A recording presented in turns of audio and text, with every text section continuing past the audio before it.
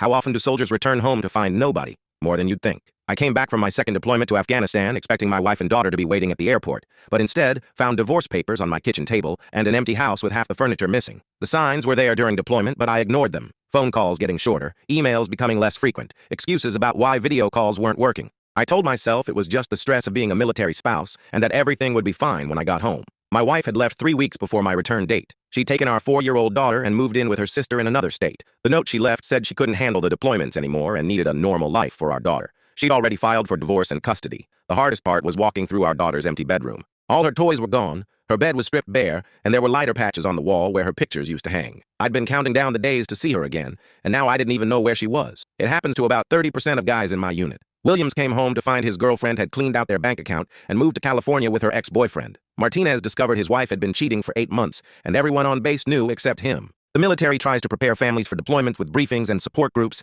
but they can't fix relationships that aren't strong enough to handle the separation. 15 months is a long time to be apart, and some people just aren't built for that kind of stress.